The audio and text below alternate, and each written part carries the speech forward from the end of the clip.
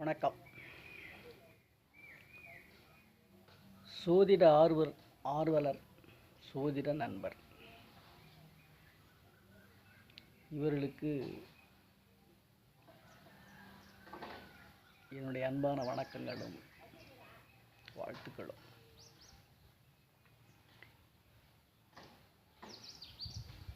மாதா, பிதா, குரு, தெய்வம்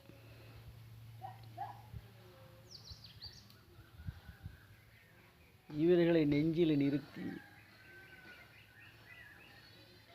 இந்த சிறிய தொகுப்பினை தொடங்குகிறேன்.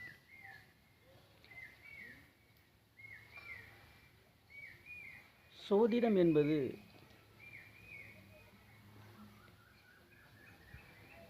ஏறத்தாழ ஒரு 3000 ஆண்டுகளுக்கு முன்னாடியே இருந்ததா சொல்கிறாங்க.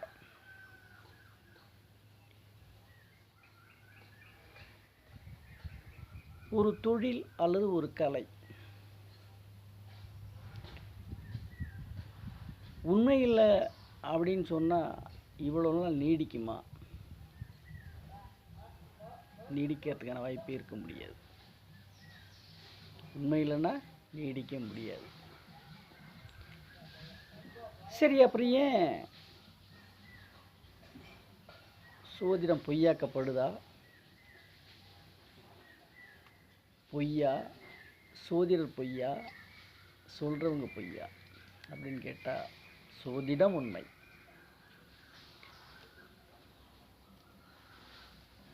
அடுத்தடுத்த சோதிடர் சொல்லாமல் விடலாம். எப்பயோ நடக்கப்படுறது இப்பயே வெளிப்படுத்திக்கிட்டுன்னு நினைக்கலாம்.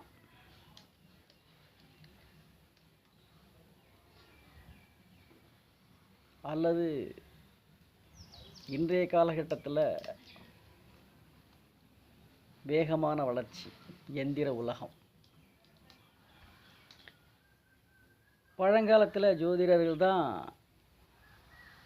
ஏறத்தாழ 12 வருடம் கழித்து தான் லக்னம் நிச்சயம் பண்ணியிருக்காங்க. 12 வருஷம்னா குரு ஒரு ரவுண்டு வர்றதுக்கு 12 வருஷம். ஒரு குழந்தை அல்லது ஒரு ஜனனமான ஜாதகன் ஒரு ரவுண்டு வர்றது அவன் அதனுடைய வளர்ச்சி முறையை, சுழற்சி முறை, வளர்ச்சி முறையை அறிஞ்சு லக்னத்தை நிச்சயம் பண்ணியிருக்காங்க அன்றைய காலகட்டத்தில்.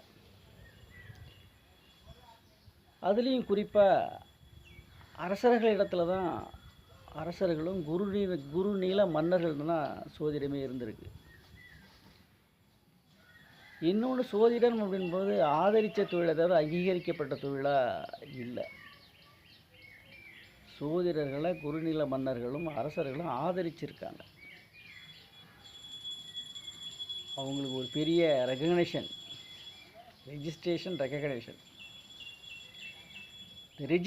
தான் இது. ரெக்கக்னேஷனாக அங்கீகாரம் இருந்து தான் கட்டாயம் அப்படி கிடையாது. எனக்கும் அது தேவை, அப்படி தான் யோசனை பண்ணியிருப்பார் இந்த குருநில மன்னர்களும். இப்போ அவங்க ஊக்குவிச்சாங்க, அதை அப்படிதான் நடந்திருக்கு. ஏறத்தாழ 3000 வருடம் அப்படின்னு சொல்லும்போது அப்படியே கொஞ்சம் கொஞ்சமாக பழைய ரொம்ப உள்ளே போகிறத விட கொஞ்ச காலத்துக்கு முன்னாடி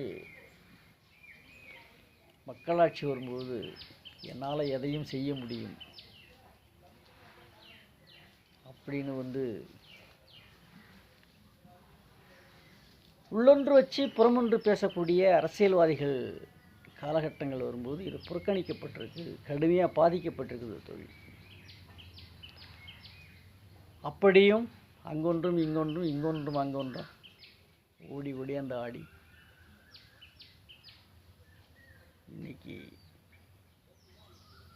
எல்லா தரப்பு மக்களிடமும், அனைத்து தரப்பும், படித்தவர் முதல் பாமரன் வரை, இந்த பாமரன்கிறதுல கருத்து வேறுபாடு இருக்குது. ஒரு ஒரு விஷயத்தை நிறைய ஆராய்ச்சி பண்ண எப்படி பாமரன் ஆயிட முடியும்? இப்படி தான் சொல்லணும். பாமரன் சொல்கிற வார்த்தையே தவறான வார்த்தையாக படுது. ஆனால் அதுதான் இந்த பொலிட்டீஷியன்ஸ் பண்ண கூத்து. சீரிய அறிவாளியாக இருப்பார், அவர் படிக்காதவர், அவரை வந்து பாமரன் சொல்லிட முடியுமா? பாமரன் வராதில்ல, அப்படி கிடையாது. பாமரன் அப்படிங்கிறது படிப்பறிவில்லைன்னு சொல்லிக்கலாம், அவ்வளோதான். சிறந்த அறிவாளி எப்படி பாமரன் சொல்லிட முடியும்? பாமர மக்கள், அதில் மக்களில் படித்தவங்க இருக்காங்கல்ல, படிக்காதவங்க இருக்காங்கல்ல, அறிவாளி இருக்காங்கல்ல, அந்த இடத்துல நிறைய போக வேண்டாம். அப்போ அனைத்து தர மக்களும் அனைத்து தர மக்களாலையும் போற்றப்பட தேடக்கூடிய ஒரு தொழிலாக இன்றைக்கு 20ஆம் நூற்றாண்டு பிற்பகுதியில் மாறப்பட்டிருக்கு இந்த தொழில். அந்த 20ஆம் நூற்றாண்டு முற்பகுதி, அதற்கு முந்தைய காலங்கள் கொஞ்சம் புறக்கணிக்கப்பட்ட தொழிலாகவும் ஏளனத்துக்குரிய செயலாகவும் இந்த துறை மாற்றப்பட்டிருக்கு, மாறியிருக்கு. அதுலேயும் குறிப்பாக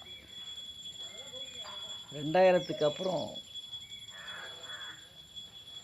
இந்த விளிம்பி நிலை, கடைசி மனிதன், முதல் தர மனிதன். யார் முதல் தர அப்படி போனால் அறிவி ஜீவின்னு சொல்லப்பட்ட விட சயின்டிஸ்ட்னு சொல்லப்பட்ட கூடியவங்களும் ஜோதிடத்தை ஆதரிக்கிற மாதிரியும் அதுக்குள்ளே ஏதோ இருக்குது ஒப்புக்கொள்ளக்கூடிய ஒரு காலகட்டத்தில் இப்போ நம்ம வந்திருக்கிறோம். அந்த 21ஆம் நூற்றாண்டில், இந்த 21ஆம் நூற்றாண்டில் சயின்டிஸ்ட், நாங்கள் அறிவியல் மேதைகள் அப்படின்னு சொல்லக்கூடியவங்களும்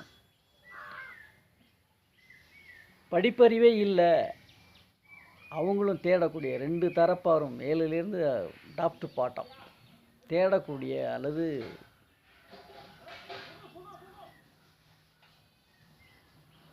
தேடக்கூடிய ஒரு தொழிலாக மாறப்பட்டு இருக்கிறது இந்த சோதிடம். அப்படியேப்பட்ட சோதிடத்தை பற்றி ஒரு காணொளியில் நம்ம பார்ப்போம்.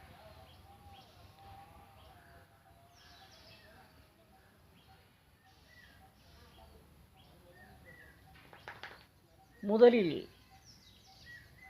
ராசி, நட்சத்திரம்,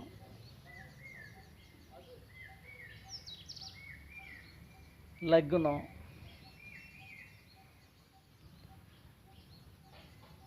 இது மட்டும் நிறைந்ததில்லை வாழ்க்கை. ஜோதிடம் இது மகா சமுத்திரம். அந்த சமுத்திரத்தில் இந்த மகா எலியன்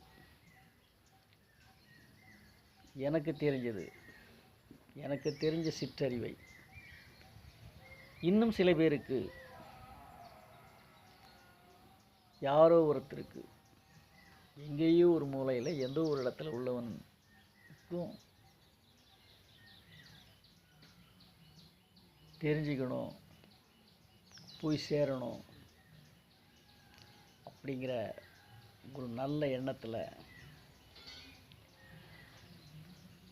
இந்த பதிவை உங்களுக்கு சமர்ப்பிக்கிறேன். மீண்டும் ஒரு முறை மாதா, பிதா, குரு அவங்கள வணங்கி மீண்டும் ஒரு காலநிலையில் அடுத்து வரிசையாக சோதிடத்தினுடைய அறிவு பற்றியும் எனக்கு தெரிஞ்ச விஷயத்தை உங்களுக்கு தெரியாமல் இருந்தால் கமெண்ட்லேயே சொல்லுங்கள், சொல்லி கொடுங்க. கற்றது கைமண் அளவு, கல்லாதது இந்த உலகத்தின் மிகப்பெரியது என்று சொல்லப்பட்டிருக்காங்க. வாழ்த்துக்கள்.